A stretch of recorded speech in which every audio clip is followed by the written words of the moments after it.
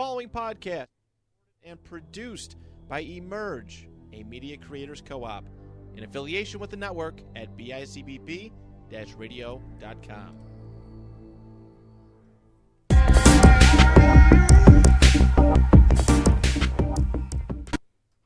Hello and welcome to episode 39 of the Big Yak Podcast. It is I, Mike Pareto. Alongside me is, as always, Nico Salambenny. And we have special guest Marcus Smith II on. He's coming back on for a second appearance. How are you today, Marcus? Doing good, man. How you guys? We're good. Welcome back on, Marcus. Glad to have you. I appreciate you guys for having me, man. Yeah, so last time you came on, we had Justin on. And we really touched base on the Circle of M. And we really showed focus and emphasis on mental health. Not just in all athletes, but in the National Football League as well. And, is there anything else that you want to add from our last engagement? Because, we're a little pressed for time. We had a big show that day. So, yeah, anything else that you want to add, talk about that we haven't talked about, feel free. Yeah. It's crazy because I got to talk to 3 schools today talking about mental health. And, we are in a crisis right now as far as a lot of kids and adults are going through a mental health crisis, but also the same in sports too as well. You have, free agency, you have people going in and out of the league, you have things going on in the world. And so social media and, I really just wanted to expound on, how serious it is and important it is to, if you need to talk to someone, talk to somebody. If you need to confide in someone, find somebody that you can confide into, because it's very important. And I know that, with talking to somebody and being able to free yourself, that is going to help you in the long run. It's going to help you in a long way. So I would tell you guys even the same thing.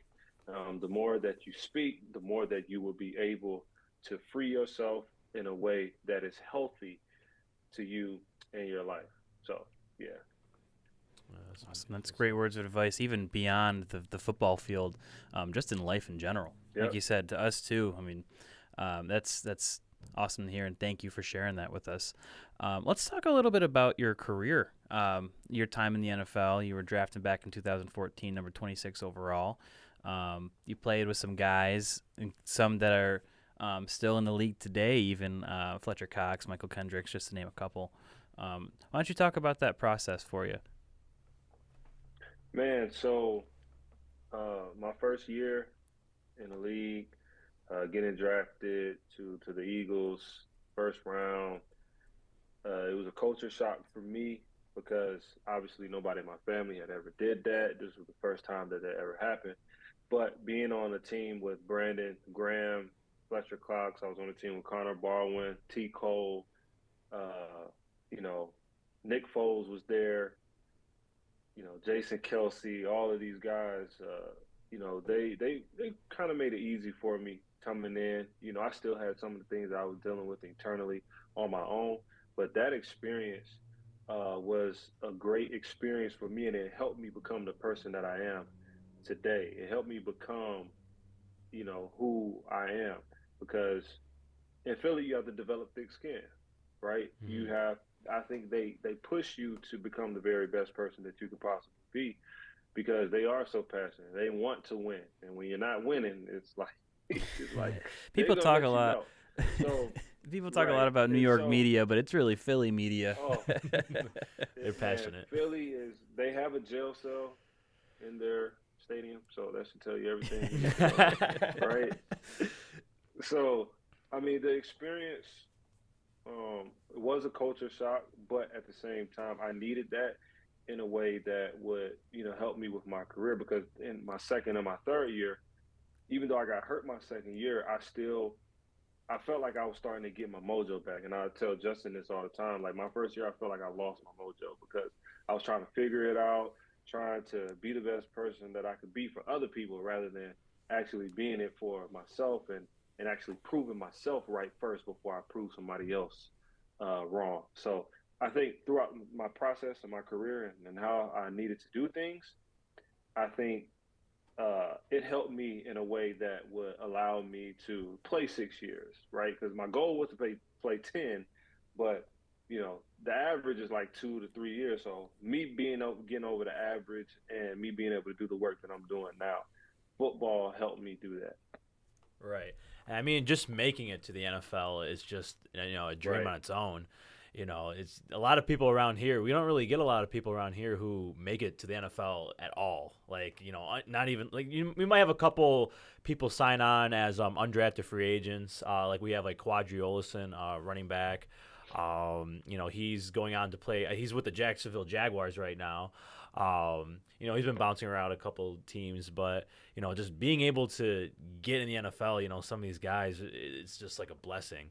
But I do want to talk about, Nico brought it up, working with guys like Fletcher Cox, Brandon Graham's. Like, what is like one big thing, or if there's multiple things that you would take away from working with those guys, like certain like pass rushing moves, like character, things like that. Like any life advice that they gave you, would you be able to share some stuff like that? Yeah. So I can give life advice, and I could also give field advice too as well. And I'll start with life because I was very close with Brandon Graham, still is very close with him. And I think that, one of the things that, and also T. Cole too as well, he was kind of like on his way out, but he was like the old veteran that would kind of like keep me sane and can talk to me too. And so one thing that Brandon Graham used to always tell me was like, worry about what you can control, like the things that you can control today, you focus on that, because you can't control, what people think about you. You can't control what the fans do. You can't control the coaches, the organization. You can't control any of that. All you can do is control how you come in every day, how you work, and how you present yourself. And so I really took heed of that because I wanted to present myself in a way that I was hardworking and that, I wanted to be here for the long haul, and I wanted people to know that, I was serious about my business. And as far as on the field, I wanted to, get better at pass rush, and then also, seeing Brandon Graham and Fletcher Cox every day, Vinny Curry, all of these people, we're in. You got to think like the old line that they had. Like I used to get murdered by Jason Lane Johnson. And Lane Johnson. Lane Johnson. Yeah. I used to like. I mean, I end up getting a lot better, I will say. But these are Hall of Fame type guys. You got Lane Johnson, you got Kelsey, you got Brandon Brooks, you got I remember JP on the other side. And then, JP was there at that time. That's Fletcher, right. Brandon Graham, Vinny Curry. You got all of these guys. So I felt like I learned a lot of different techniques from them, and then trying to make it my own, right? Because I was a player that I was a smaller guy in the defensive line room, but I had to take what they were doing and try to mold it in my own game. And I really didn't start figuring it out until I left Philly, right? Because my third year in the league, it's a business. That's when I really started to kind of like go uphill. It wasn't enough time, ended up getting released from the Eagles, but then I started to build my career back with Seattle. And that's where I really started making my strides before the mental health stuff started to happen with me, before it became, a big thing with me. So, the Eagles and everything that they are, I think that really shaped and formed, my life. Right. And then you mentioned going up against like a guy like Lane Johnson, going into like practice, like camp, stuff like that. What was one thing that helped you prepare going up against, a guy like that? Like, was there any type of like movement, any type of, anything that he did that you used to work towards your advantage? Like any kind of like hip movement, something like that? You talking about Lane or are you talking about Fletch? I'm talking about Lane, like going up against Lane in like practice, like a one-on-one or like a scrimmage, So the thing with Lane is that Lane is very quick on his feet. He tends to overset you a lot. If you have played DN, like if he sees a fast guy, he's gonna. It's like playing chess. So he taught me what Lane kind of like taught me was that playing chess is how you should play defensive end too, as well, right? You're not guessing, but you're giving, and you're taking, right? So a lot of times he knew that I was fast, and the first couple of times I went up against him, he would jump set me, which means he would jump out and like be right in front of my face, and it would force me to have to make a move right now, right? And that helped me with other tackles because they wasn't as good as him jump setting you and getting out in front of you. But another thing that I did learn from him was also when he, I know he went up against if you go back and watch the game where he played against Von Miller, like he held Von Miller. I don't know if Von Miller even had a sack that game, right? Yeah. But I just think his overall quickness and his ability to kick and get back to set his feet, and he might as well. He doesn't necessarily look like a right tackle. Like he damn near has a six pack. You know what I'm saying? So, he's a big ripped guy. Like he's not a fat boy. He's not an O lineman. He was a quarterback and then tight end and then tackle. God damn. Right? He ran like super fast at the combine. Like, so me going up against these guys, like it was very degrading at sometimes, but at the same time, like you want to go up against the best, right? You want to go against people that are gonna get you better. Iron sharpening iron. Yeah. Yes, sir. What are some moves from Fletcher Cox and Brandon Graham on the field that kind of helped you be who you were? Like a rip move, a swim move, stuff like that. So the thing about it is a lot of their moves, like, so you have to use a certain move to basically, if depending on the player, right? So there are certain moves that Fletcher and BG can do that, like, I cannot, like, even if I tried to do it, like, it's not gonna work. You know what I mean? Just because BG is short and stocky, right? Well, I ain't gonna say he's short. He's shorter than, he's like 6'1", 6'2", right? So his power, he's always up under people's pads. So if you ever watch him, if he's bull rushing, he's always up under your pads, and he's always taking the tackle or the guard, and he's taking them and running them all the way back to the quarterback, no matter what, right? And then there's a move that Fletch does. He does this hump. I know y'all probably seen it. You had to see it, on his highlights and stuff. He comes off and it looks like he's shaking his head, and then he throws his hand out and he humps the guy over, and it's like he just moves him out the way. Like he like picks him up and then put him back down right there, and then that's it. And I just think that seeing stuff like that, like how do I put that into my game, but then also don't do it exactly the same way because I know I'm not that big, but how can I make it work for me? And how I made it work for me is I sell speed, I come off fast, and I take a jab step to make the defender go one way, and once he goes one way, I knock him the other way, knock him off his feet, and keep going. You know what I'm saying? So that's how I will make it work for me. Fletch, on the other hand, he can run right at you and just, he almost like a Reggie White. You know what I'm saying? Yeah. Oh, man. So, yeah.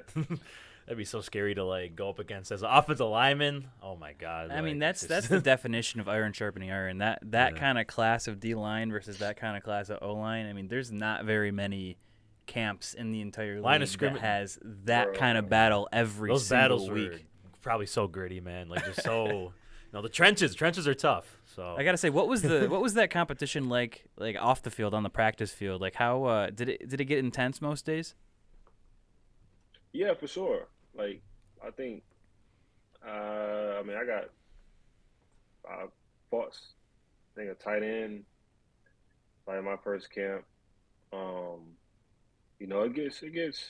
It gets chippy, and then when Doug P came, he's a lot like Andy Reid, and we was full pads live. Like, I mean, it was being in the trenches is not something that's easy, especially in the league. And when you do live periods in practice. Like it's like the game. You know what I'm saying? So I would encourage you. I'll say this once. I don't know how you can get on the field of an NFL game, but I would encourage you to try to be close to the sideline on an NFL game. Mm-hmm. It's just a different. It's you. I'm telling you, it's just different different. Like my first game in the NFL, I was on the sideline at first, and I couldn't believe how like up tempo fast it was, and how like the sound, like when somebody hit, bro, it's nothing. The full experience, you got to be close to the field. That's the goal with Big Yak. Yeah, that definitely is a goal. We'll sure. we'll be sideline reporting at some point, but oh yeah, for sure, you will be. Yes, Watch. sir. What should I tell you? You know, and you mentioned being under Doug Peterson. So you went from having Chip Kelly as a coach to Doug Peterson, correct, in Philadelphia? Yep. Okay. Would you be able to elaborate a little bit on, experiences with those two guys? Because, a lot of people, have their criticisms, of Chip Kelly and of Doug Peterson. Obviously, Doug Peterson came in and it was like a whole different like culture change. Whereas Chip Kelly, a lot of people were criticizing him over the LaShawn McCoy trade. Would you be able to like elaborate a little bit as much as you could? Just, comparing not comparing the two guys, but just being around those two. What guys. were the different systems like? I guess would be the best way to put it. I can compare. Yeah. From my point of view, my point of view is, more so. Okay. Doug P played in the league, right? More of a player type of vibe, right? He's not coming in. He knows like players, right? So that's the vibe that we got, right, from Doug P. And it's the same kind of people talk about Andy Reid all the time. It's the same thing, right? So he was a player's coach. It was phenomenal. I felt like I grew a lot in being in that system, even though I was only in it for 1 year. But I felt like I grew a lot. Being with Chip, it was more so, he was somebody that was coming in the league trying to prove himself, right? And then and oftentimes I think we got away from actually the nuances of the game because he was so much trying to prove himself that he could be better and he can bring his system in the NFL world. But we all know that with any system, these coaches in the NFL are really, really good, right? So with his system that he had, you need to run a quarterback, right? As that was you can't get away from that. You have to have a running threat at quarterback within your system, right? Because he ran the spread. He ran, read option and things of that nature. Even with Lamar, right? The first 2 years that Lamar busted on the scene, right, nobody could stop him. And then the third year, it seemed like more people, they started to scheme him up to try to stop him, right? And so that's just how the NFL is. So you have to figure out ways to continue to be the very best self. I think we still did good as a team with Chip, but I would say, to differentiate the two, I would say, Doug P is more of a player's coach than Chip Kelly. And what was that transition like going from Doug Peterson to Pete Carroll? I know we talked about Pete Carroll quite a bit on the last episode, but kind of comparing going from that facility and that organization over to Seattle and then over to Washington as well. Man, it was kind of similar, but at the same time, Pete was a player's coach too as well, but he tried to make it fun, as much fun as possible. Right, there would be days where we would be in a facility, and this was during camp. He was like, "Yeah, we're gonna go shoot some hoops today," right? Just to get our mind off of football. You know what I'm saying? Because that's all that we do. And I think the transition was pretty easy because I was going to my D-line coach that I had in college too as well. So it was a very smooth transition, but at the same time, like I said before, I was still dealing with stuff that I hadn't addressed yet, of course. And the transition was, I ended up being able to sign a deal with the Seahawks after the year that I played with them. I think I ended up having I had 4.5 sacks or something like that. I can't remember. But they ended up giving me a deal, 1 year deal, basically a prove-it deal to basically, if I do well, then I could, further my career. So I think the transition there. I mean, it's on the water. The fans, they love the Seahawks, and the only caveat was I was far away from home. But at the same time, it felt like home, and they let the parents come in the locker room. Like, it was very family oriented. They let the parents actually come to the practices. You know what I mean? So it wasn't like, even though I was far away from home, I felt like I was at home because they made sure we felt like that. Right. Yeah, that's it's really good to feel like that, having a coach and having a system. As you mentioned in the last episode too, you spoke very highly on Pete Carroll and the Seattle Seahawks. We actually got a lot of love on the reel. Like, we did good numbers wise. We had people commenting. Everyone loves Pete Carroll. Everybody loves Pete Carroll. He's just a great guy. Yeah, kind of moving forward, we're gonna head into our previews for the NFC East, and just to keep you strapped for time, we're gonna go into Philadelphia first and kind of go from there. Right. Yeah. So this is Big Yak War Room segment. Philadelphia. We talked about them before. They're the defending NFC champions, and they went to the Super Bowl. Did you able to catch some of their season from this past year? Watching and stuff. Oh yeah, man. What? I'm just asking. We actually had a play. I gotta watch the Eagles. We had someone on, and they were like, "Yeah, I don't watch after the season's over." So yeah, we found that like different players just like don't keep up with the game and just focus on themselves, even after, which is interesting to me. But I did at first, I will say. I did do that at first, but it was kind of hard to stay away, Yeah, I mean, you spent your whole life, up to that point doing it. It'd be tough to go cold turkey, I think. Yeah, no, it would be for sure. I mean, I still got teammates that play, so I try to keep up with them to see how they're doing on the field.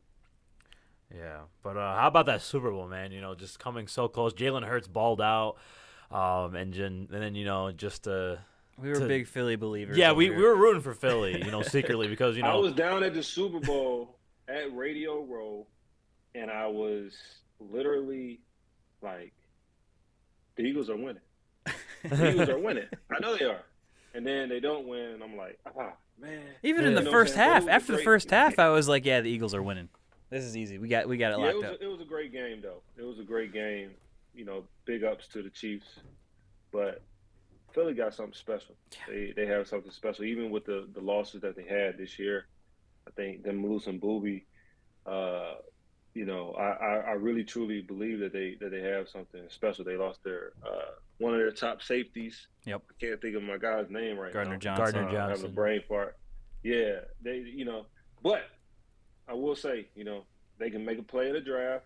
They have Jalen Hurts, right? They have Fletch coming back. They have BG coming back, right?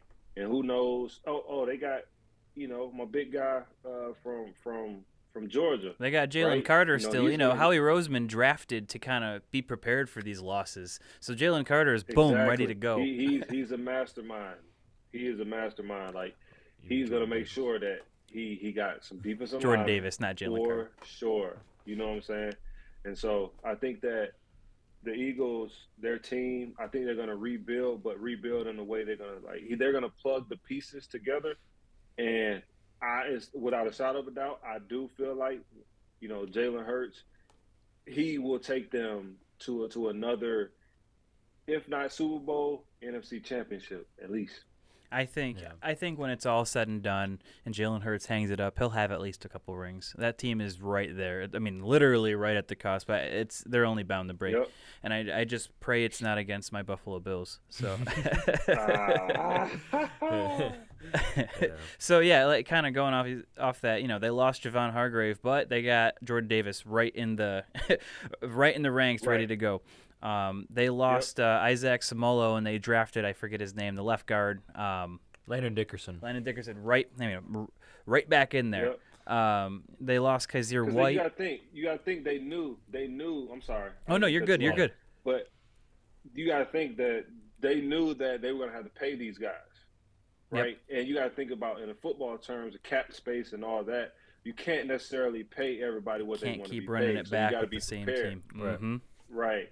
You got to be prepared just in case that happens. And they end up going to get paid somewhere else doing their thing because you want that to happen for them. But with the business side of football, everybody can't get paid the way that they want to get paid. So you kind of have to shuffle. You have to do different things in order to stay under that salary cap.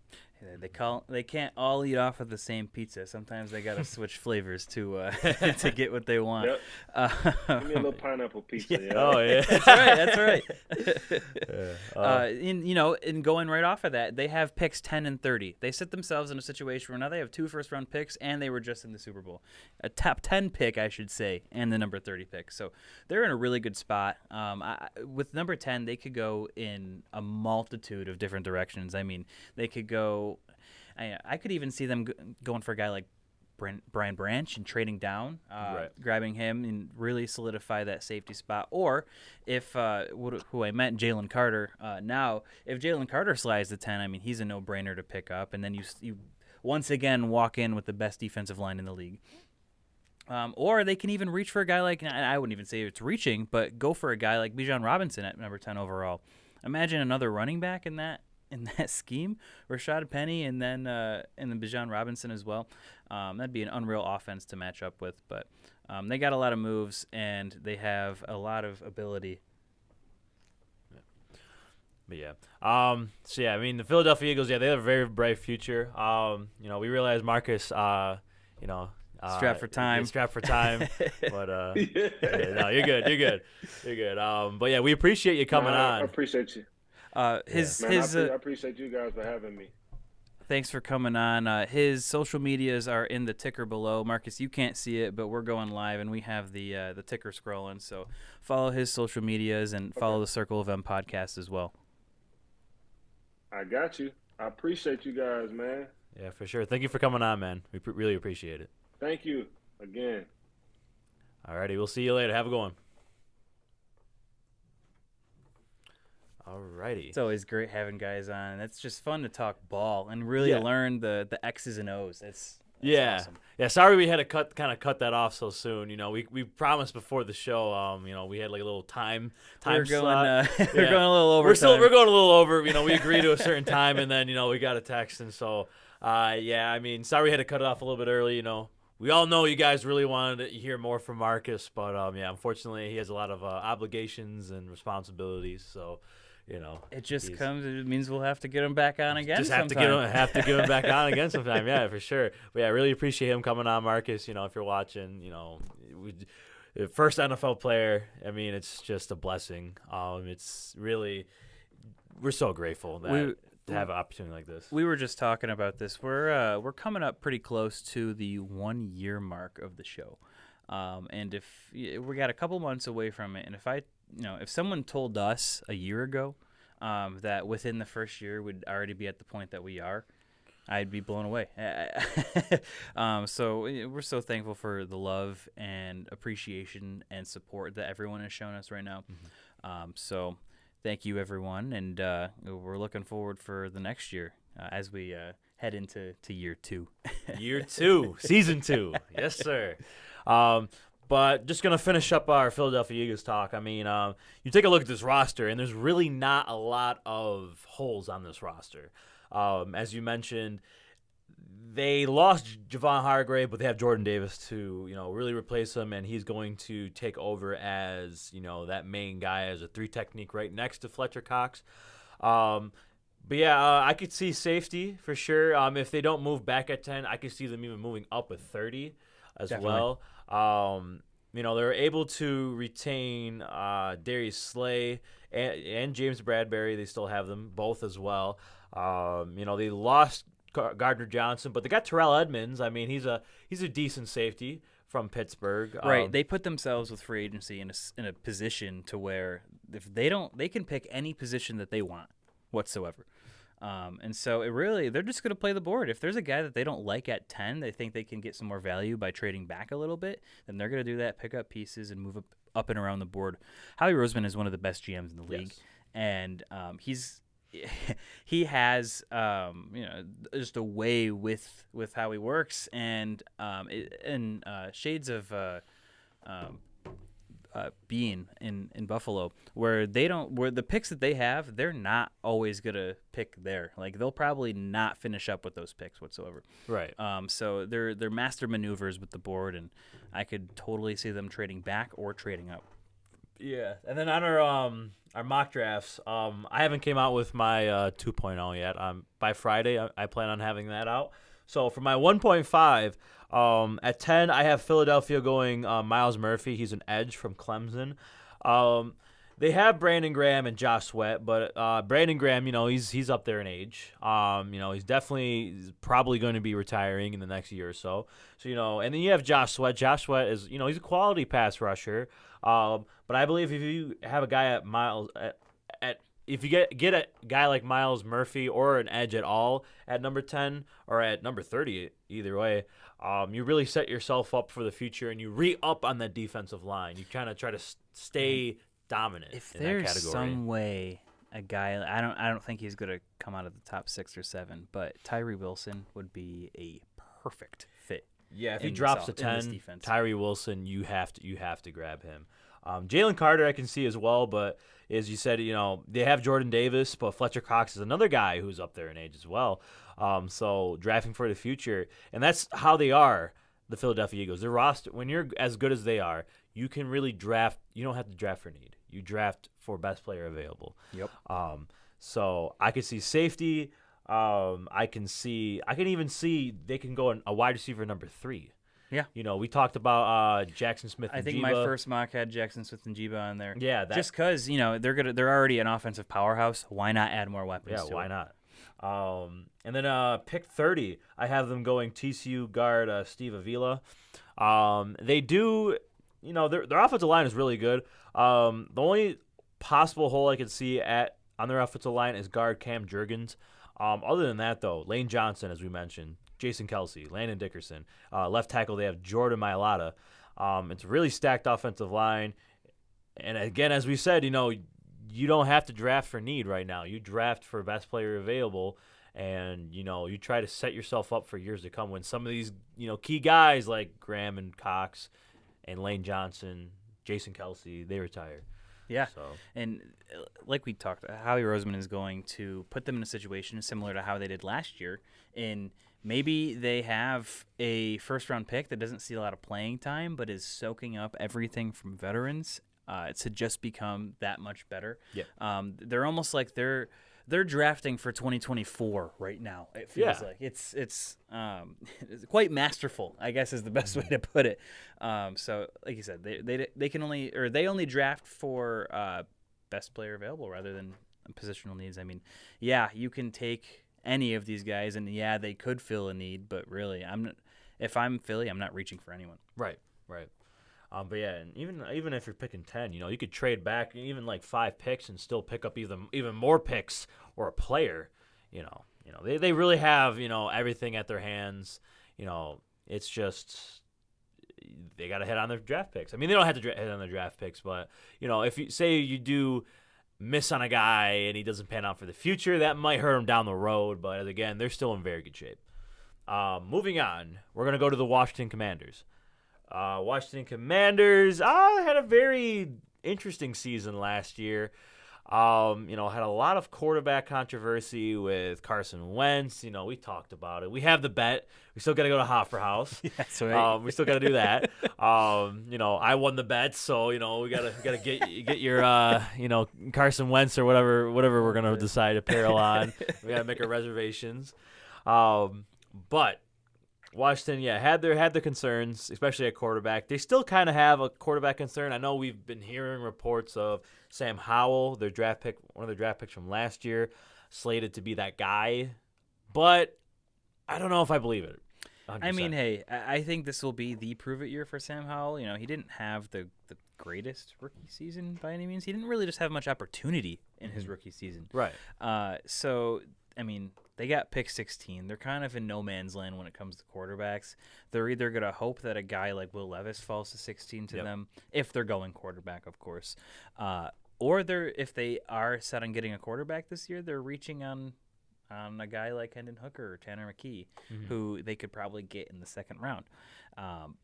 But they have so many holes on this roster that they might as well just take a year, see what they have in Sam Howell, and build around that. I mean, they did sign Jacoby Brissett on a 1-year deal, so there is that insurance policy, and he performed well enough for the Browns. And just in years past, he's been a consistent performer. They signed Andrew Wiley, they signed Nick Gates to beef up that offensive line, but I still think that O-line is a position of need. This rebuild has to continue. Yep. And then corner is also another need, and tight end as well. So that being said, that pick 16 cornerback seems to be a sweet spot in all of the mock drafts that I've done. Just playing back and forth on PFF Simulator and that. Corner is a good spot because occasionally you'll have guys like Christian Gonzalez fall. On a rare chance, you'll have Devin Witherspoon fall. But it's a perfect spot to grab a guy like Joey Porter, or even you're even a tight end. You could take Michael Mayer at 16. Yeah. Why not? I mean, you don't have any faith in Logan Thomas anymore? He's getting old. And then there's no one really behind him, too. Looking at their depth chart, behind Logan Thomas, they have John Bates. John Bates. Cole Turner. Cole Turner. I mean, Cole Turner is, he was a promising prospect last year. Yeah. So, I don't know if I'm Washington, I feel like there's more needed positions than tight end. I really think corner is the move here. But they could go O-line as well. Even a guy, if they want to reach for a guy like Osiris Torrance, or, I've even seen a lot of people have them trade back, trading back to acquire more pieces for this year and next year, and then grab a top guard to continue that rebuild. Yeah. So I don't know if this is a team that's really going to compete this year. It's gonna be tough in that division. It's going to be building for the following years, and with the pending sale of the entire organization. Yeah, it's something else we have. That's looming over, and that bid is currently at $6 billion. Would you think that the Washington Commanders were worth $6 billion?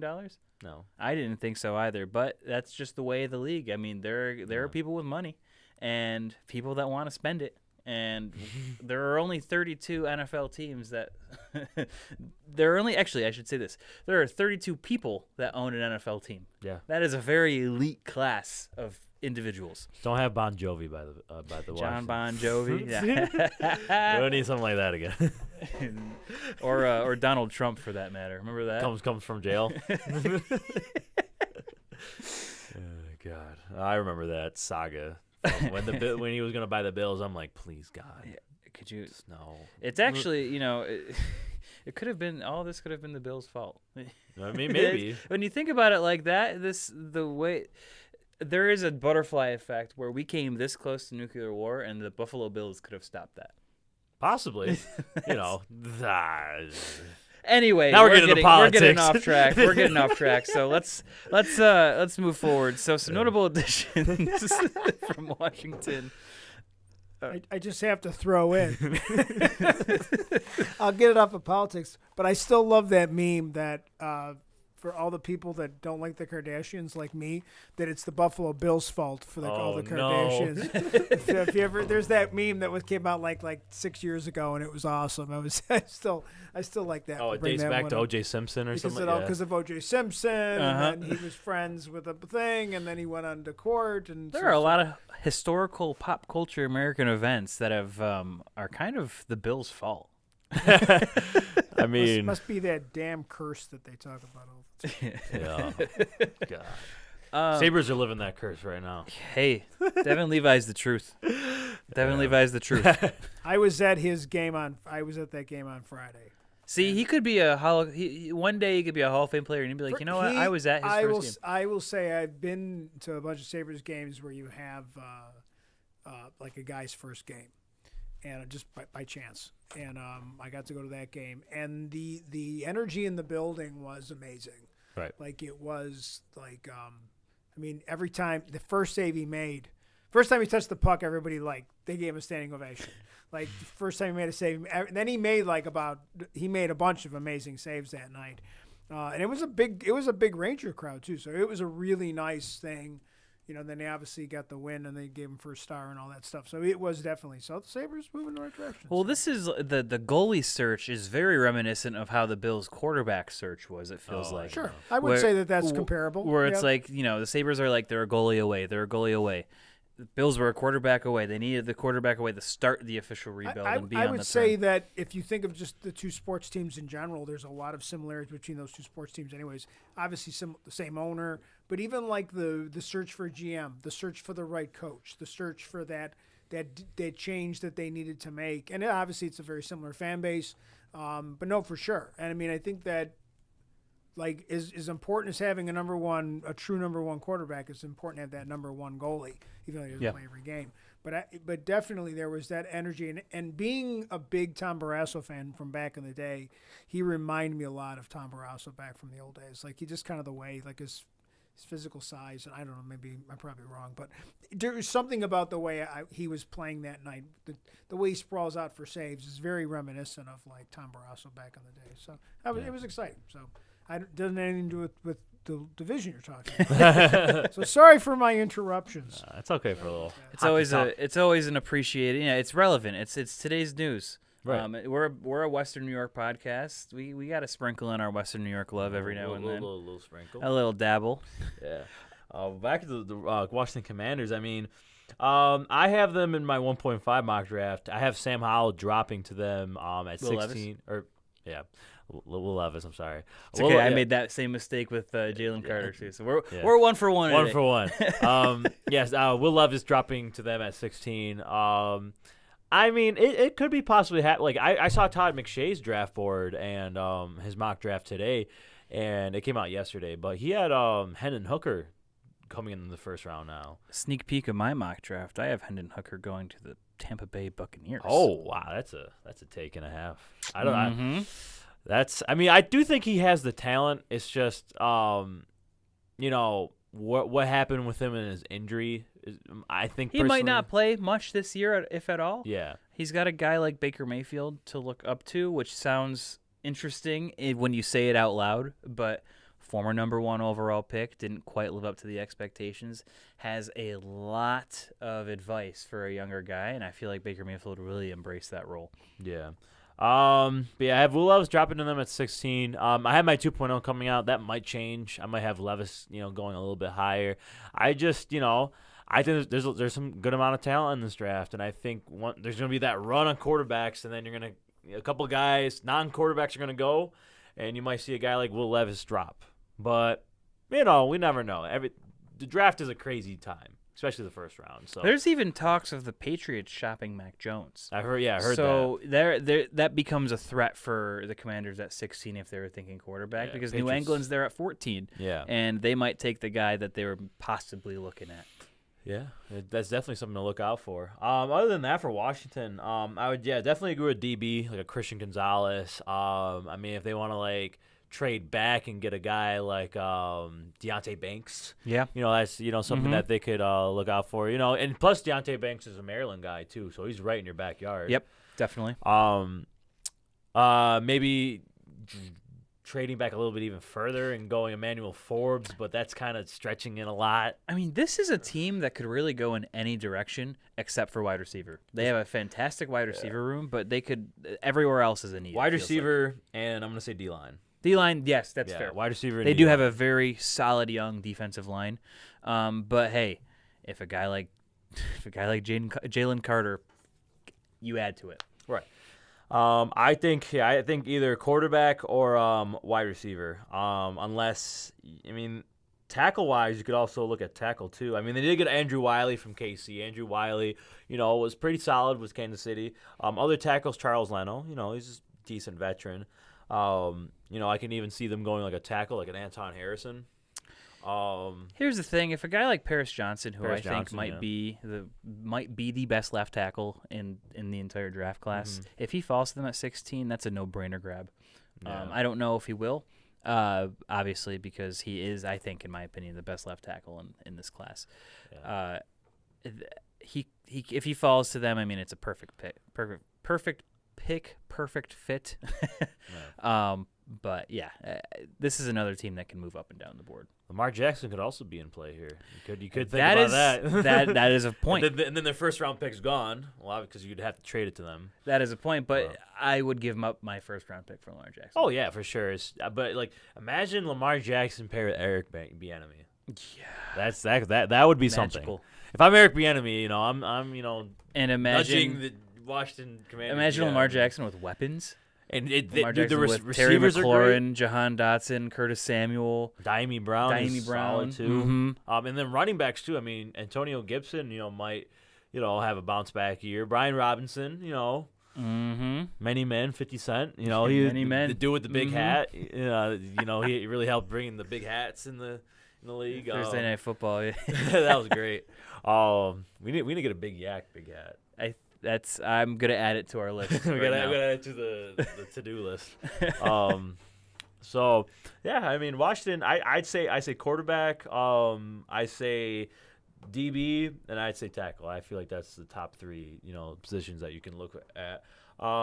Let's go on to the New York Football Giants. Danny Dimes, home of Danny and the Dimes. Giants. Yes, sir. Brian Dable and all of them peeps. We're sitting here. Giants were kind of They were active. they were active. Giants were active. They had a pretty solid season making the wild card. They turned Danny Dimes to Danny Dollars, making Dollars, a you got 4-year, paid. $160 million Got deal. paid. They gave Saquon the non-exclusive franchise tag. Yep. They re-signed Matt Breida.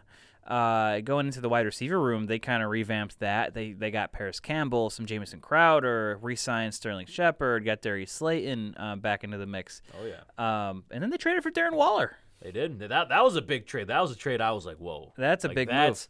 That's really gonna a solid tight end like that. I'm not saying they didn't have that, but a guy like Darren Waller when healthy is. Did you see so Daniel Bellinger, the rookie from last year? Yeah, I was gonna say His dad has been popping off on Twitter about the trade. Did you see that? No, when I haven't happened? seen it actually. No. Was like pissed off at the Giants organization because they traded for Darren Waller, saying Daniel Bellinger was just fine. Well, I mean, you're obviously gonna say that because that's Like, your son. If my dad went to Twitter to Well, can I tell you a quick story? Real quick? yeah, let's hear. Zay Jones' dad came at me on Twitter one time. Oh, I don't know if I ever told you this. no, you didn't. This is like this is like 20. This is like our senior year of high school. This is like 2017. I made a tweet. This is before Big Yak. Before anything. Zay Jones doing solid on Jaguars. But when he was with the Bills, his rookie year, I believe it was rookie year, is his second year. He was paired with Kelvin Benjamin and Andre Holmes. That was our receiver trio. That was a very abysmal receiving trio. And I made it known on Twitter. I'm like, you have guys like Kelvin Benjamin, Zay Jones, Andre Holmes. You're slated starting 3. That is not good. That is very bad. We need to address that position.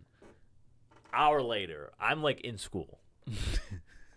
I get a notification from some dude, last name Jones, and I'm like reading it, and he just wrote me a quote. He wrote me a paragraph on why people like me are trash and how we don't know nothing about football, and that his son is just fine. And I didn't even really came at us I didn't. Send He was shots. like grouped in a list. I just kind of grouped them with what the Bills were doing. I wasn't, not trying to call him bad. I know he was young, rookie guy, but I called the whole Bills wide receiver room bad. And he came at me and just. This is on Twitter, you said? This is on Twitter. This is years ago. This was like 5-6 years ago. Are you looking it up? I gotta look this up. Keep going. Up? Keep going with your story. So yeah, he just basically tore me up. I don't know what his dad's name. Just say put Mike Pareto, Zay Jones. You might see some other tweets by. Just disdain for Zay Jones. Yeah. Did you find it or no? Well, I'm looking it up. I might be able to look it up real quick. On the old. I might even have it on my screenshots, but on the old Twitstagram, nothing's coming up. But I might have deleted it. You know what? If I was 17 years old and some NFL player's dad was coming at me, I'm like, yeah, I'm done. I'm deleting this. I'm hiding. But if you're a dad out there, if you're a dad of an NFL player, Just stay off the Twitter, man. Yeah. So yeah, moral of the story is, that was what you just said. You'll go down the abyss. There will always be a hater. If there is an NFL player in the league, there will be a hater for you. Yeah. You could go to war with them all day, and you're not going to change their mind. So don't get into Twitter beef with Zay Jones' dad. That's also another moral of the story. It is funny when you get into those fights on Twitter with people. You're like, who am I arguing with? I do it once in a while. Once in a while I go through rabbit holes. Mine's usually political, but I just get into like a fight with. And the one guy I was fighting with the other day was like he was accusing me of being a bot. So, Oh no! It was probably a bot. It was because there was like a number. Because there was like a number at the end of my user name. I was like, so I'm sorry. Not original. Boom. Recharge. You're done. I gotta go recharge my bot, my robot. So. Man, you're always getting in trouble there on the social media with people. I guess so. I mean, we had the influencer from episode 3. That was. Well, back to this thing about the dad. Like, Dad, let it go. Like, you got to get over it. All I would have said is, yeah, well, my son plays in the NFL. Yeah. That's all it would be. Argument I over. wouldn't say anything else. I mean, like, right? You don't need to defend your son. You say, my son plays in the NFL and you're in high school or wherever you are. I was either in high school or I was like my first year in college. But I mean, like, I'm like 17, 18. If I was the son, I'd be like, oh, Dad, just get off of Twitter. Yeah. Delete your Twitter, Dad, please. Yeah. I mean, my father used to go into the soccer games and yell at everybody and all that stuff. And one time when my son started playing adult men's league Christian, he was playing men's league now. He wasn't like youth soccer. And we went to like a men's league game, and I'm sitting with my father. This is like just a couple years ago.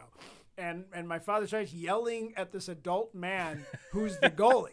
And I'm sitting with my father, and the old man, this goalie, he's probably like 30, starts yelling, "Shut up, old man, or I'll come over there and kick your ass." Oh, and no. I'm like, my father's like 80. So, like, I'm going to get my ass kicked because I'm going to have to defend my father. So I'm like, Dad, just shut up. And that would have been my father if he had Twitter. So luckily my father never got into social media. So. Yeah. Oh, God. That would probably make a good YouTube video. Yeah. Lay off the tweets, dads. Yeah. So me and the Giants, the Darren Waller move was good. Darren Waller's wearing number 12.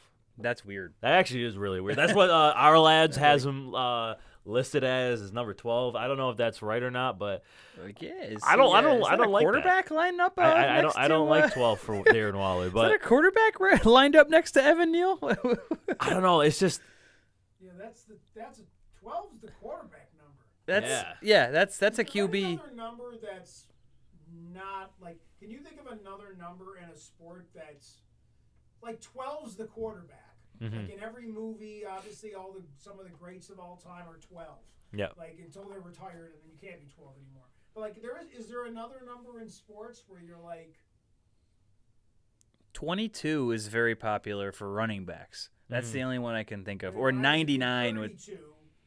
All the running backs, like all the big running backs, OJ and all those, were all 32, and those numbers are all like retired now. So maybe, but really, when you think about it, 12 is probably the most iconic. Except in soccer, because soccer numbers are positions anyway. Back in my day at Syracuse, they were looking to unretire number 44 for this incoming class for Sean Tucker. really. Yes, Sean Tucker, the running back, that's being declared this year. Could be a day 2 pick for a running back needy team. Yep. He had such a electric performance through his years at SU that they wanted to unretire it so his senior year he could play. He could wear number 44. Yeah. He was 34 all through college, but 44 has like major significance in Syracuse. That was Jim Brown's number. It was Ernie Davis's number. That was even Jim Boeheim's number. So, fun little backstory. 44 was very significant, but Yeah, and I think another team I can think of is maybe like what team is it? Is it Alabama? They have like a linebacker, or is it Clemson?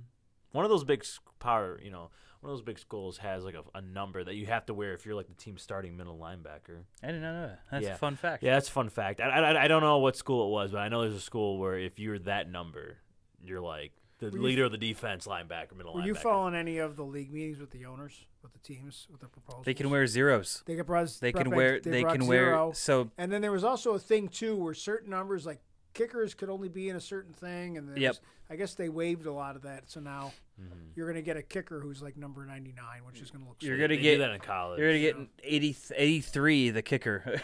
Oh Lord, Rodrigo Blankenship, just signed. It's just gonna be like. I mean, this 00 is kind of like what's like was it like?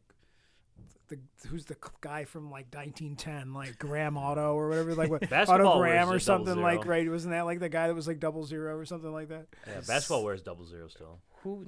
Who is an NFL player that encircles the number 0? Like, who is that one guy that's like he's gonna look great as the number 0? Is it the single 0 or is it 00? They did single both? 0. Single 0. Single 0. Or they did the both. It was a single 0. Probably some dumbass like Baker will go with 0. Baker Mayfield, Baker 0. will be like 0.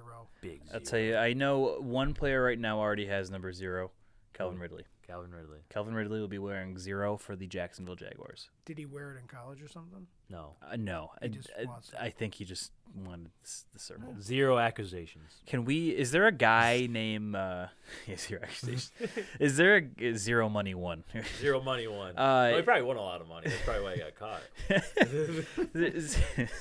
Is there a guy coming out in the next couple of drafts or so with the last name Wagons?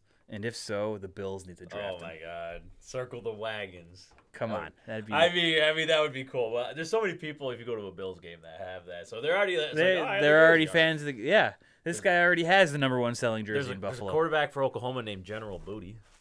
Yeah, that's a good one. General Booty. That one's come up before. Quarterback on one of the podcasts. like QB. QB. He wears number 14. His name is General Booty. I see. And now on I April gotta Fools, they fact check tweeted he's going to be a tight end. General Booty. Yeah, there he is. University of Oklahoma. Sophomore. See? General Booty. There he is. I would hate my life if I was named General Booty. He probably embraces it. I don't know. General Booty, I mean, I wouldn't name my kid that, but that would be fun. If my last name's Booty, like I'm already like I'm toast. You're like, toast. You're getting But listen, man, if you're a starting quarterback if he turns out to be a starting quarterback of Oklahoma, everyone's General Booty. Everybody's General Booty. I bet you that would be like the number 1 selling jersey in of the all NFL time. if he gets drafted. Back to the Giants. Back to the Giants. So yeah, they have a couple needs. I mean, offensive line, I feel like is the biggest need for them. They have their tackles figured out: Andrew Thomas and Evan Neal. Guard Mark Glowinski, had some solid years in Indianapolis, but they lost John Feliciano. And so their starting center is Ben Bredesen, and starting guard is Joshua Azedu. Yeah, I got center as a big circled like red X in need. Yes. They need center. They need interior O-line in general because they lost John Feliciano. So, at pick 25, you can get away with drafting a center. You can get away with drafting a guard. It's at that point in the draft where players, teams kind of draft for those last missing pieces that they need. Yeah. Now, that being said, they also need a number 1 wide receiver. They have all of these solid guys in Paris Campbell, in Wan'Dale Robinson, in Isaiah Hodgins, who's now coming onto the scene. But they need that number 1 alpha threat. It's like they have like 5 number 2s on the team, but no number 1. They have an army of 2s and 3s, Yeah. and if they have one number 1 wide receiver, it's going to do it's going to do wonders for that team and for Daniel Jones too. I'm looking at a guy. I'll talk about this more when we unveil the mock draft, but a guy that Brian Daboll is very familiar with is Stephon Diggs. There is a guy in this draft named Jordan Addison that has almost exact numbers and measurements as Stephon Diggs. And similar play styles, too. They're both route-running technicians.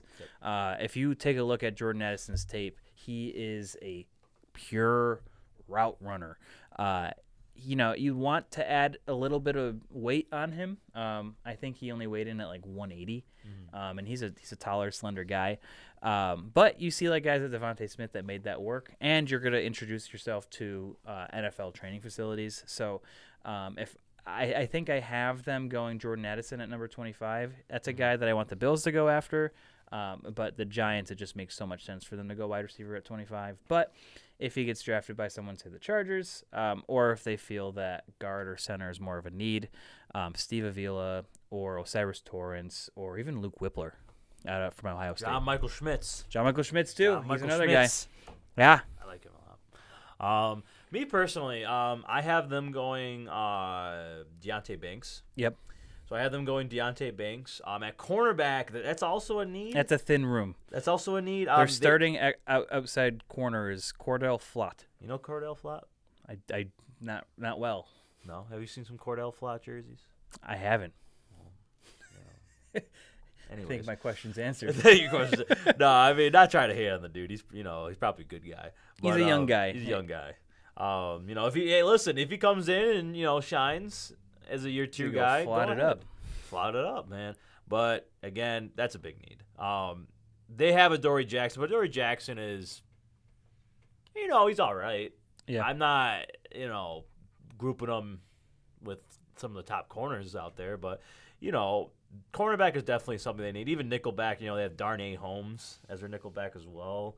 So that's something they could address. So I have them going Deontay Banks, but I can see the receiver move for a true number 1, and then interior line. They are hurting very bad. It's always good to have a new center. Having an inexperienced center, you could see a lot of bobbled snaps, stuff like that, and then getting pounded on, because centers you have to.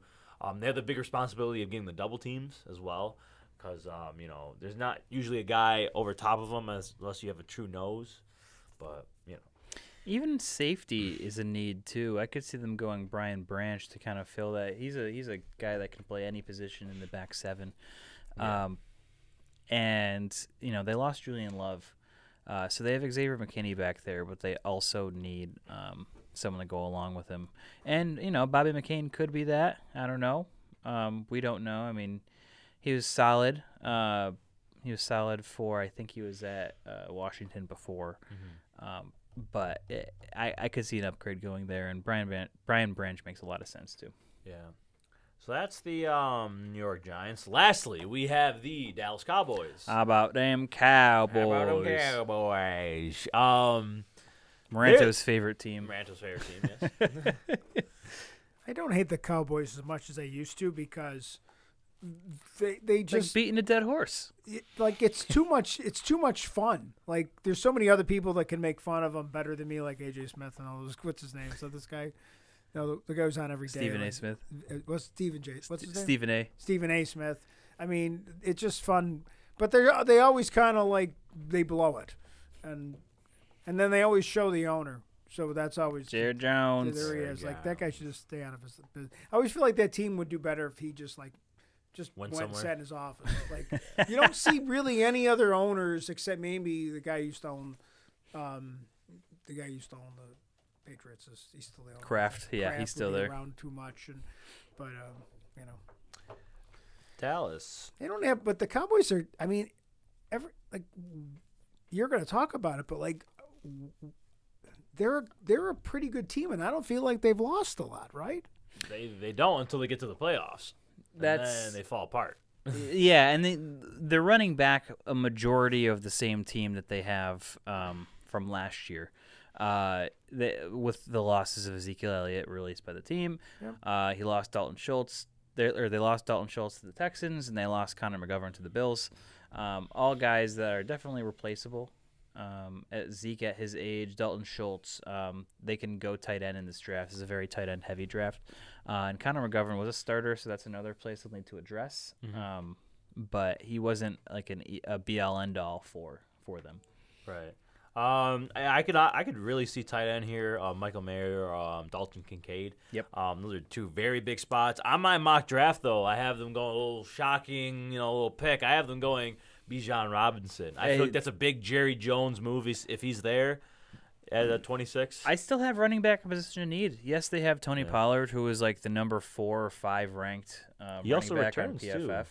So they have him, but I feel like you get the most potential out of Tony Pollard when he has a running mate with him. Yeah. And So we're better than Right. getting Bijan. it's always good to have more than one head in that backfield, regardless of what team you're on. It's a committee league now. Yeah. That's just the way that the game is shifting, and I think a lot of running backs will benefit and get more years in their contracts in committee leagues. They got Ronald Jones.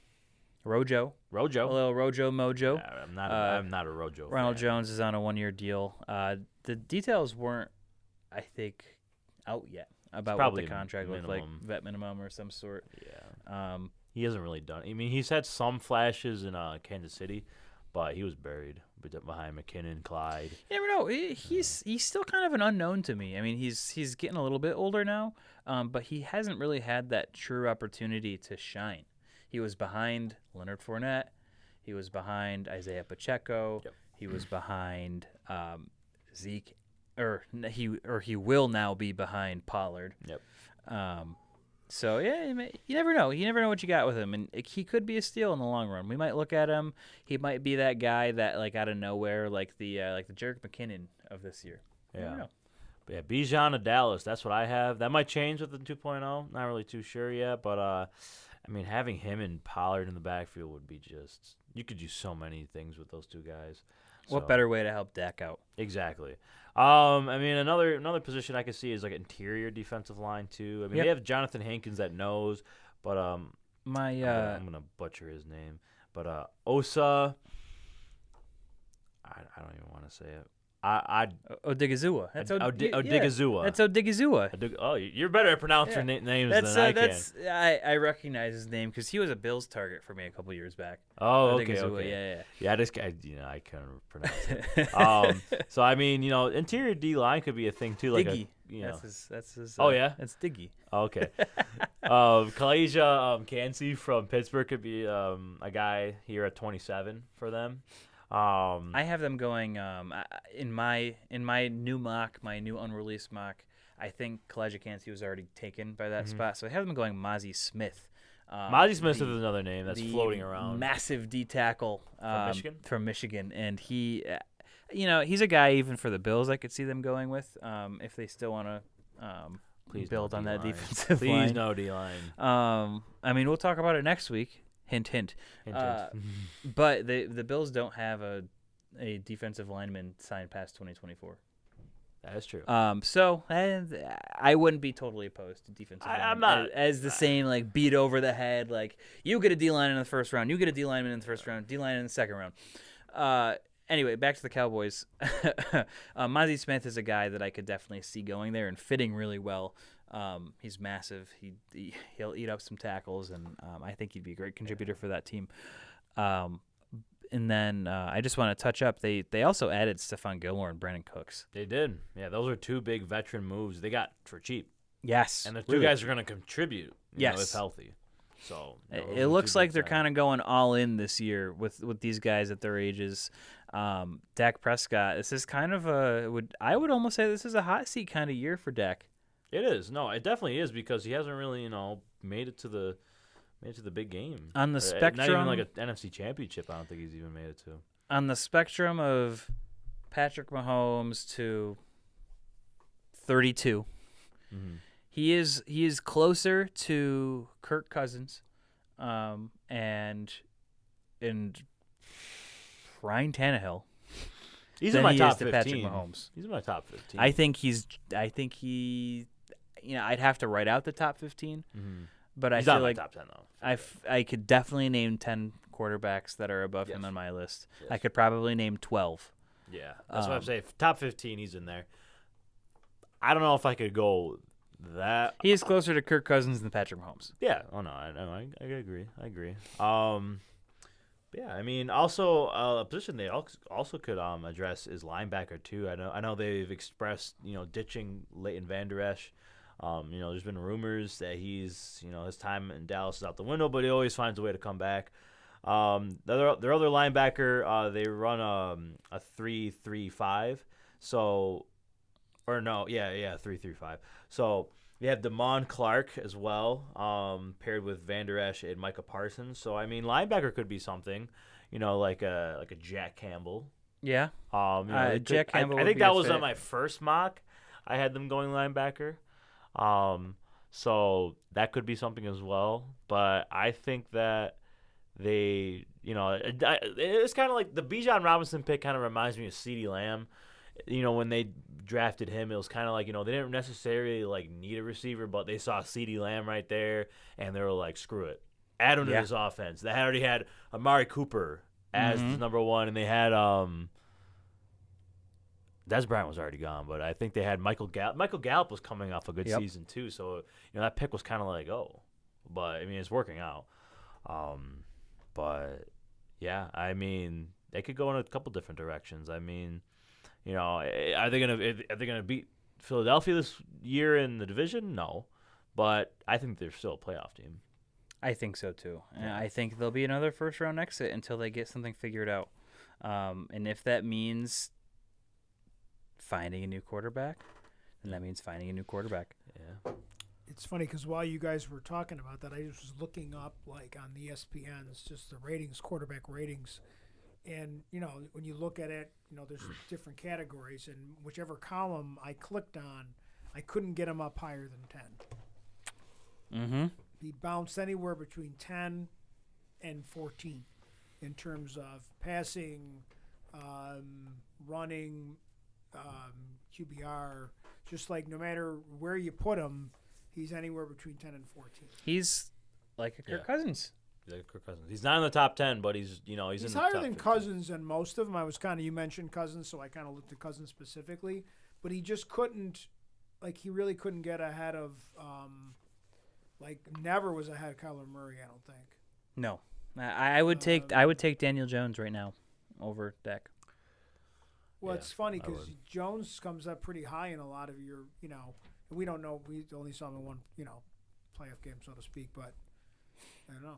It's interesting. It's an interesting, I guess it's the point I got fascinated by when you said that, because I think most of us intuitively probably would have him higher, but then you actually think about it, and then you said it. He hasn't shown us, and I don't think it's all on him. No. But he thinks he's better than that. Yeah. Yeah. I mean, Interesting. Yeah. So this will be a really make it or break it kind of year for the Cowboys. Kind of going off what you said with linebacker, that is a sneaky need for them. Sneaky need. A guy that I like is Dan Henley from Washington State. He is definitely going to be a will linebacker in the league, and will is the position that they need right now. Yep. To kind of, if they do decide to keep Leighton Vander Esch to pair with Vander Esch and Micah Parsons, they have Damone Clark there, like I said, but definitely could upgrade it at linebacker with Dan Henley. Yeah. So that's the NFC East. NFC East in full. Before we leave, I'm gonna ask you this question because it just came up on my Facebook. Rank, because we got it. We broke down top 5 quarterbacks last week. I want you to break this down with me. Rank the past 4 wide receiver classes. So 2019 to 2022. I actually I posted about this on Facebook. You did. I ranked them. Let me pull it up real quick. I didn't get to see it until now, but I'm gonna give you guys my. Here we go. I'll read off the names. Okay. 2022 had Drake London, Garrett Wilson, Chris Olave, Jahan Dotson, Christian Watson, and George Pickens. 2021 had Jamar Chase, Jalen Waddle, Devontae Smith, Elijah Moore, Terrace Marshall, and Amon-Ra St. Brown. 2020 had Jerry Jeudy, Lamb, Jefferson, Ayuk, Higgins, and Pittman. And then, 2019, don't forget, had Marquise Hollywood Brown, Deebo Samuel, A.J. Brown, DK Metcalf, Deontay Johnson, and Terry McLaurin. So where I have it right now, give me 2020 first and foremost. Give me the 2020 class with Jerry Jeudy, CeeDee Lamb, Justin Jefferson, Brandon Ayuk, T. Higgins, and Michael Pittman. Okay.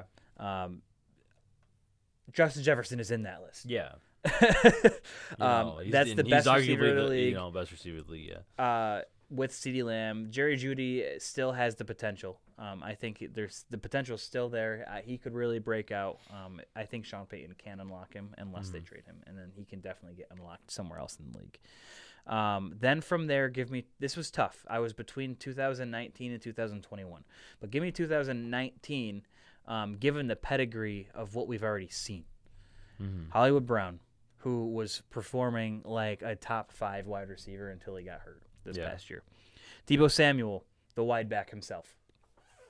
A.J. Brown, who is now my number 4 on my top 5 wide receiver list. DK Metcalf, physical specimen. Deontay Johnson, who is a very, very good wide receiver and a very good contributor who just had some drop issues. And, of course, Scary Terry. So give me 2019 after that. Then I'm moving on to 2021, and this was really close. It's only 2019 by an inch because that class had Jamar Chase, Jalen Waddle, Devontae Smith, Elijah Moore, Terrace Marshall, and Amon-Ra St. Brown. Jamar Chase, I don't think he had as strong of a second year than he did in his rookie year. He is my number 6 wide receiver right now, but these are some fantastic names that are on here. So it's close by just a smidge, and when it's all said and done, this 2021 class could be better than 2019. Lastly is the 2022 class. They have some really solid contributors. I just think it's too early to tell what their true potentials will be. So give me 2020, 2019, 2021, 2022. All right, so I'm going to agree with you with 2020, number 1. Number 2, I'm going to go with 2019. That's what I had. Yeah, 2019. We had the first 2. I'm going to switch it, though, for the last 2. I think that 2022 is 3rd for me, and I'm going to go 2021. This is a bold take. 2021, I think, is the bottom right now. This could be this is a little bold because they have here's how I'm going to break this down. All right. The list gave us the top 6 receivers taken off the board. I am going 2022 number 3 because you look at all these guys. London, Garrett Wilson, Olave. Those 3 right there are number 1s on their teams. Okay. Do you agree? I don't know. You're giving me a smirk. Okay. Already? You think they're number 1s already? I mean, with the Jets, Garrett Wilson had probably the most impressive year. I think out of the 2022 class, Garrett Wilson is the best receiver. Yeah, Garrett Wilson. Drake London with the Falcons is number 1 already. Chris Olave, I think is the number 1 as well in New Orleans. Who else do they have there? I mean, Michael Thomas. They have Michael Thomas, but Michael Thomas has barely played the last 4. I mean, that's the thing is, I really want to put Michael Thomas as their number 1, but it's hard because the name value and what he's done is, we'll probably pencil him in as number 1. But I think the true number 1 on this team is Chris Olave. Jahan Dotson is very underrated to me. He's a starting receiver with Washington. There's Scary Terry. Jahan Dotson, though, I mean, if you put him in another team that really, really needed receivers, he would be a number 1. Are you going to – let me ask you this. If given the choice between the 2, Terry McLaurin, Jahan Dotson. I'm start your franchise with from scratch. From scratch, I would – I don't know. I might go Jahan Dotson. Really? I'm a big Jahan Dotson guy, man. I saw what he did this past year with with the quarterback issues they had and as a rookie. And he was, he got reached on too a little bit. He was, number 16. I remember, Washington it was kind of a reach in the draft. But Jahan Dotson has, so much potential. I might go Dotson currently right now. I think, Terry McLaurin is a good receiver. But I think I am putting Dotson, if we're to make a franchise right now and they're both rookies, or to not rookies, but to start with either or. Then you have Watson. You have Watson from Green Bay. Christian Watson, he's also the number 1 now as well. Romeo Doubs is number 2. And then number 3, I don't really think they have a number 3 solidified right now. I think Samori Torrey, yeah. And then George Pickens. George Pickens is Pittsburgh's number 2, number 3. But again, they're comparing him to having the same projections as like a Jamar Chase, breakout wise. To Jamar Chase? To Jamar, not to Jamar Chase, like coming. I'm trying to describe this. I mean, like, If they're comparing him to Jamar Chase, how? I'm not comparing. Okay, that was a bad comparison. So he could be an explosive guy like your Jamar Chases and your Justin Jeffersons, but obviously he's not at that level. But like he could have that kind of like that impact that, you know, he has a lot of potential. We all know that. You know, we saw the catches he had this past season. With do you have them over 2021? With 2021, I mean, you have Jamar Chase. Jamar Chase is one of the best receivers in the NFL. Obviously, Jalen Waddle is very good. Devontae Smith also very good, but I personally, you have Elijah Moore and you have Terrace Marshall. We're only going based off this list. Off these six players. Elijah Moore and Terrace Marshall. Terrace Marshall hasn't touched the field, respectfully. Elijah Moore has, but he hasn't. He's going to Cleveland. We don't really know. I don't know. Amon-Ra St. Brown. Amon-Ra St. Brown is good. But that's good? the thing. Oh, he's great. No, he's great. Yeah, Amon-Ra is great.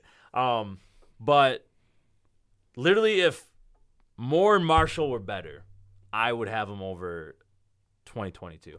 I just think 2022, I mean, these guys are all, they're good out of the gates. So, they all had, pretty decent rookie seasons. I mean, obviously, George Pickens is working with Kenny Pickett, who's also a rookie. Christian Watson, didn't really emerge until the second half of the season. I don't know. That's my bold take, though. I don't know.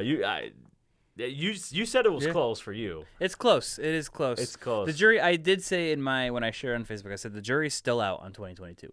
Yeah. When it's all said and done, 2022 could be the best. We don't know yet. But as of right now, I just haven't seen enough yet from 2022 to put them over the class of 2021. Yeah. I'm just kind of seeing them. I don't know if I'm viewing this list more of like a potential kind of like going forward and still kind of contributing, adding what they've done so far. But, I think all these guys in 2022, they're all in prime positions to be, number ones. I mean, Deontay Johnson could be out the door soon, and George Pickens could take over as number one. Terry McLaurin, maybe in a couple years he's unhappy in Washington, wants to get out. I don't know. That's my personal take though. I like the 2022 guys as a whole more than 2021, but then I can see the argument of the Chase, Waddle, Smith, Amon-Ra, those four, how good they've been to propel them over 2022. So I can see both arguments. Yeah. I'm just saying, we get this list and you have Elijah Moore and Terrace Marshall. They've been disappointments. Okay. So, bold take. I don't know. Bold take of the day. Guys, we're gonna make a reel out of this. Yeah. So you guys could you decide. Flame me all you want, but I'll pull out the stats. What receiver class are we taking? For let's take 2020 out of the picture because we both agree that they're like they're I think this is the best wide receiver class out of the last since 2014. Right. 2019, 2021, 2022. The best out of all of them? Yep. 2019 for sure. I mean, Marquise Brown has a lot of big playability. He's now the number one potentially in Arizona. We don't know what's still going on with DeAndre Hopkins. He was the number one in Baltimore. He's had a lot of big playability. He's had some problems with drops, but overall, I mean, I feel like he's played up to a number 25 overall expectation. He's had his ups and downs, though. Deebo Samuel, I mean, has been, he didn't have as great of a season last year, but, with all the weapons San Francisco's bringing in, it's hard to. And all the quarterbacks that have gone through. Yeah, all the quarterbacks. Deebo Samuel's is great. You could plug him in any offense, and I think he excels. A.J. Brown, with Tennessee, he was good, but then when he went to Philadelphia, he became great. DK Metcalf, good way to put it. Out of the gates. Great. Monster.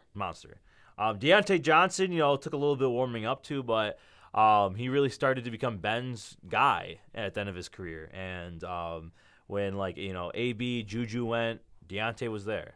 Stepped up. He stepped up. And he's been a very good slot receiver. He's been a very good fantasy receiver when healthy. He has moments. And Terry McLaurin, too. I mean, I did say I would maybe take Dotson if we're starting a dynasty, starting a franchise, I would take Dotson over McLaurin. But that being said, Terry McLaurin is still Terry McLaurin. He's still scary Terry. He's still good. He's still very, very, very, very good. He's been very good the last couple of years. I just want to see him with a much better quarterback. That's my thing. But yeah, 2019 for sure. If we're scratching 2020, give me 2019, and then 2022, 2021. That's the 20s. Yeah, yeah. But that's my bold take. If you guys might tear me apart, but that's all. That's why we do. That's not very bold. It's not that bold. I don't think. It's arguable. It is arguable. It's fair. There's probably other guys past the couple rounds that made it and are good, but I'm just going based off this list from 33rd team. Yeah. Yes, sir. Shout out to 33rd team for giving us this awesome argument. Yeah. Shout out 33rd team. I wanted to ask you about this. What's up? Your top 5 wide receivers in the game right now. Oh, we're going on the path of wide receivers. We're getting debatable. Oh, sugar. I got my list ready to be pumped out. I see. All right. Who's your number one? Number one's Justin Jefferson. All right. I agree with you. Number one's Justin Jefferson. Number 2, I want to say Jamar Chase. Chase. Is that on name value or is that on production? That's on production. I mean, he didn't have the season that he had last year, but Jamar Chase is great. I watched him gritty in my face. He's great. Or are you having recency bias from the playoff game? I mean, maybe. But number 2, I'm going Devontae Adams. Okay. I think Devontae Adams, he went to Vegas with Derek Carr as quarterback and was still killing it.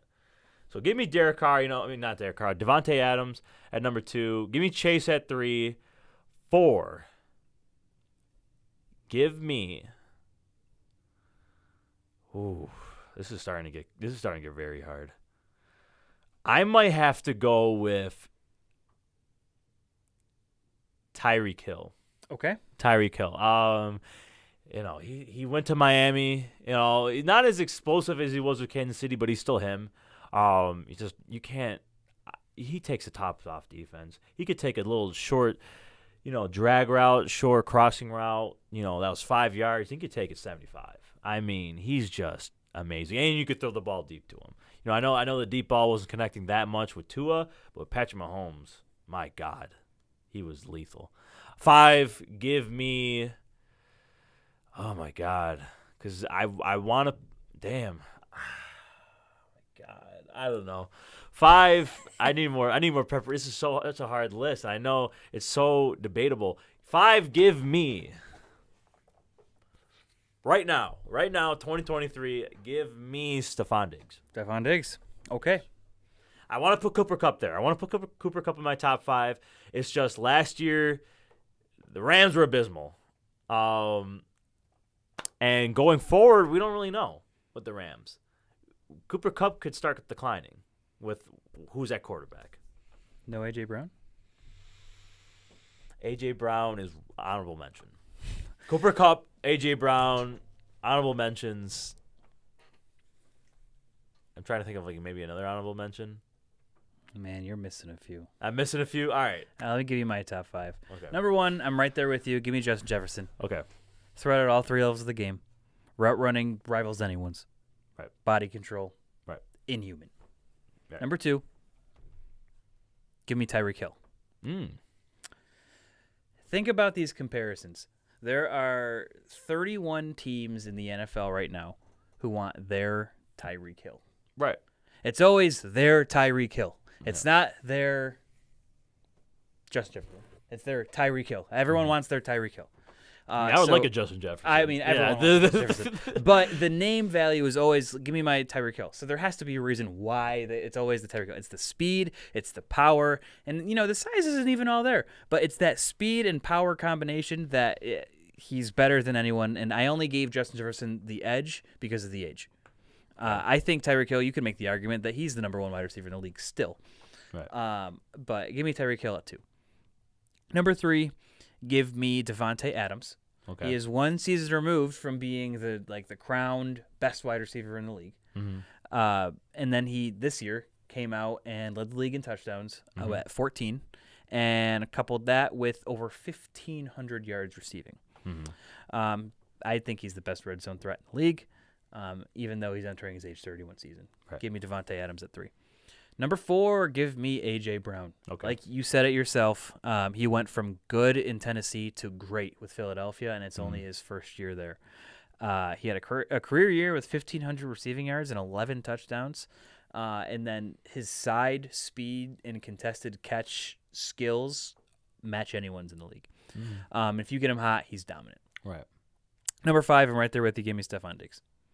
The lack of wide receiver depth on the Bills roster this past year, I think affected Diggs and how people kind of looked at him because, I mean, if you're able to defenses were just throwing everything they had at Diggs.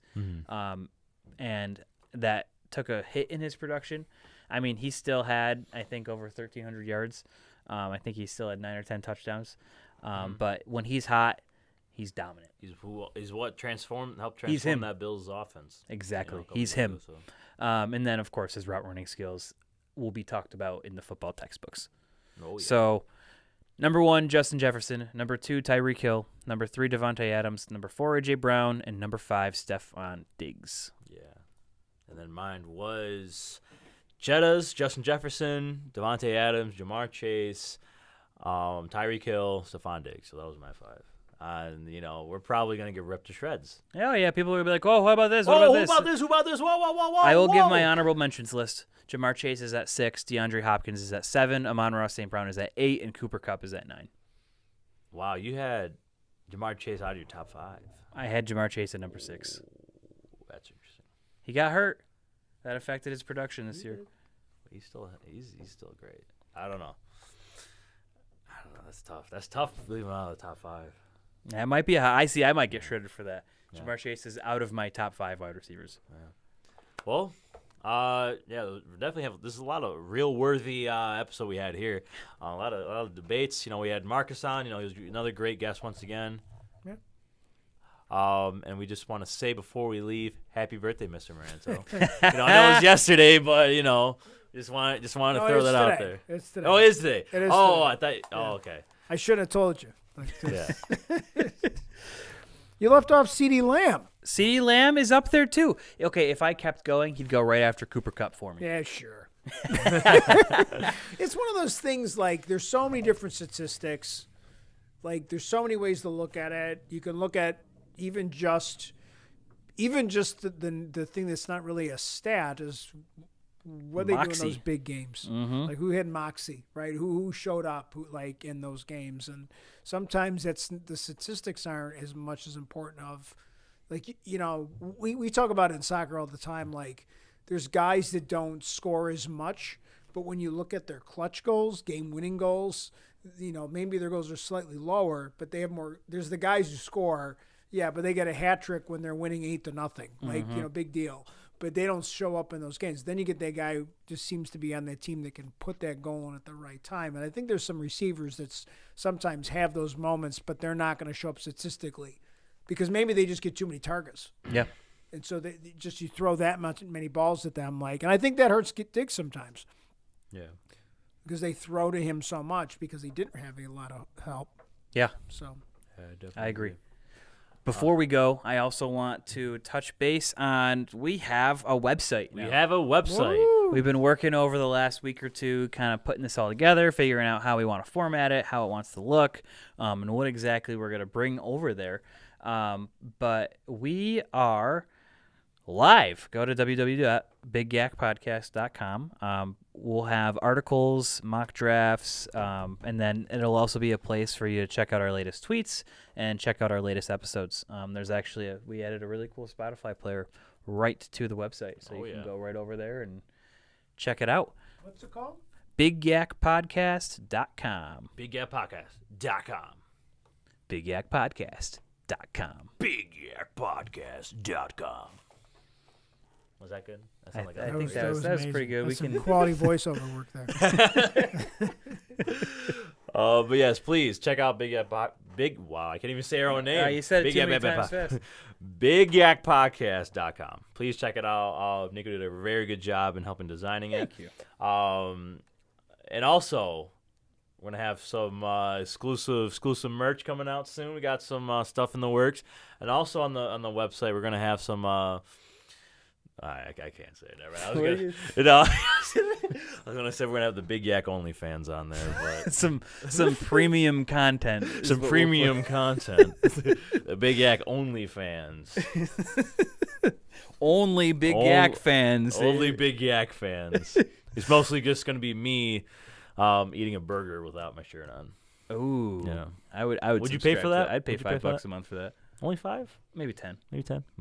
But that don't being like it. said, down the road, once this starts to take off, we will be adding some exclusive content and things like draft kits, especially as fantasy football comes along. We'll also have exclusive parlays that we'll put on there, things of that sort. Our new mock drafts will be on there too. I don't know if you. Yep. Yeah. Our new mock drafts, that will be free. Our mock drafts will always be free.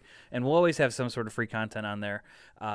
But, yeah, check it out. Show us some love. Every click counts. So, yeah, please come on by. Alrighty. So that was episode 39 of the Big Yak Podcast. Thank you, Marcus, for coming on. If you're still watching or you're able to tune on after what you had going on.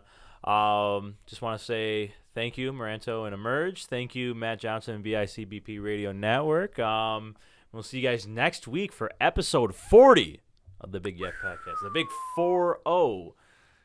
We See you should guys drink next- 40s on the. Yeah. We might have to. That might be a little wicked, but yeah, we'll see you guys next week for episode 40. Thank you guys for watching.